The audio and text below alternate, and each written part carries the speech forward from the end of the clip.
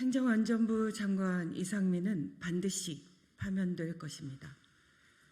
신고 무시, 늑장 대응, 참사 현장의 컨트롤 타워 부재, 예견된 참사, 며칠 전 청주시 오송 지하 차도에서 발생한 참사 이야기입니다. 14명이나 숨진 이 참사가 발생하기 전에 이미 오송읍 주민 긴급 대피, 군평 지하차도 긴급 통제를 요청하는 112 신고가 있었다고 합니다. 그렇지만 적시에 교통 통제는 전혀 이루어지지 않았습니다. 재난안전을 책임지고 참사 현장의 컨트롤 타워 역할을 해야 하는 관련 기관장의 무책임한 발언과 늑장도 있었습니다. 참사 발생 후 5시간이 지나서야 현장에 나타났던 충북도지사는 제가 거기에 갔다고 해서 상황이 바뀔 것은 없다고 생각한다. 골든타임이 짧은 상황에서 사고가 전개됐고 생명을 구하는데 어려움이 있다라며 하나마나한 사과를 했습니다.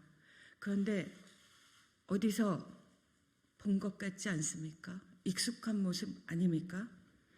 이런 모습들이 전혀 낯설지 않습니다. 바로 9개월 전 무려 159명의 희생자가 발생했던 이태원 참사를 대하며 이상민 장관이 했던 말과 행동을 우리는 모두 기억하고 있습니다. 그전과 비교했을 때 특별히 우려할 정도로 많은 인파가 모였던 것은 아니다. 경찰이나 소방 인력을 미리 배치함으로써 해결될 수 있었던 문제는 아니었다.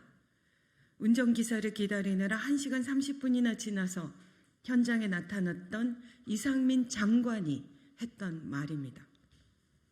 이상민 장관의 무책임하고 무능력하며 무관심해 보이기까지 했던 행동은 이게 끝이 아닙니다.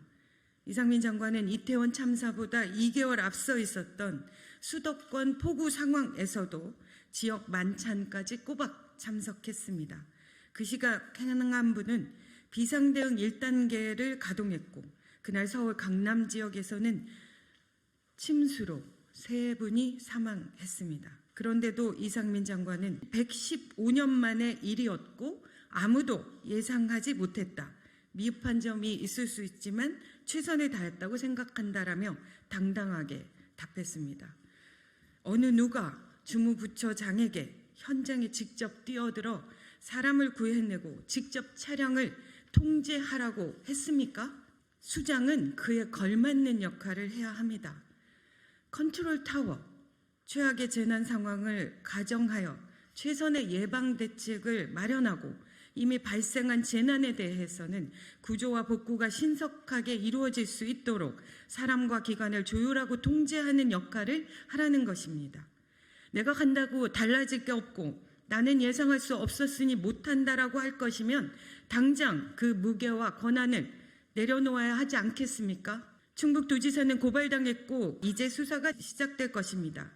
게다가 국무총리까지 나서서 성역 없는 감찰을 약속했고 충북도지사에 대한 주민 소환도 가능해서 주민들의 힘으로 그 직을 박탈시킬 수도 있습니다. 그런데 재난안전에 관한 주무부처인 행안부의 최고수장 이상민 장관은 어떻습니까? 꼬리 자르기식 수사로 조사 한 번 안 받았고 징계도 안 받고 해임 건의도 거절됐고 이제 헌법재판소가 결정할 수 있는 파면만 남았습니다. 2023년 7월 25일 오후 2시 드디어 이상민 장관 탄핵에 관한 헌법재판소의 선고기일이 지정되었습니다. 국회가 이상민 장관의 탄핵 소추를 의결한 지 167일 만입니다. 이번 헌법재판소의 결정은 국무위원에 대한 첫 번째 탄핵 소추 결론입니다.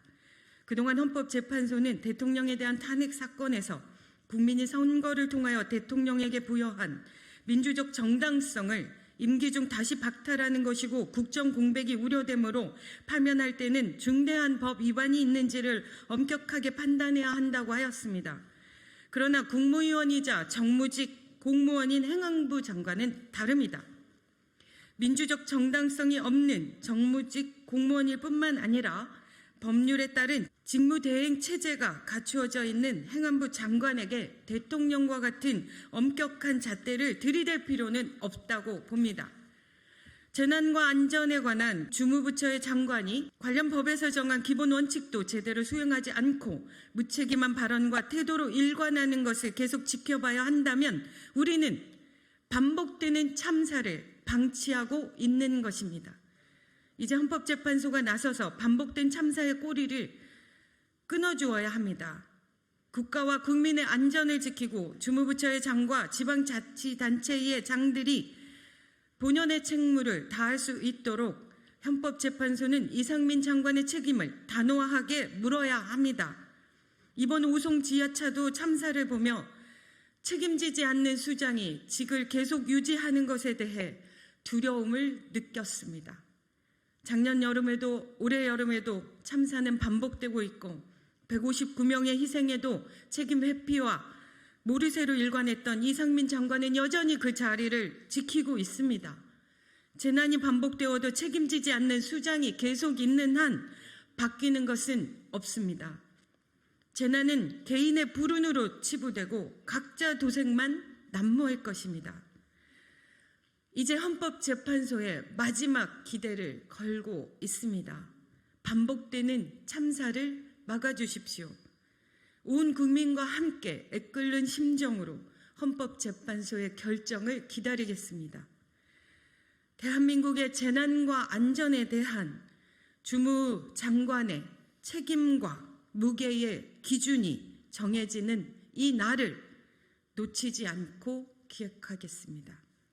2023년 7월 21일 더불어민주당 이상민 장관 탄핵심판 대응 TF 일동 고맙습니다.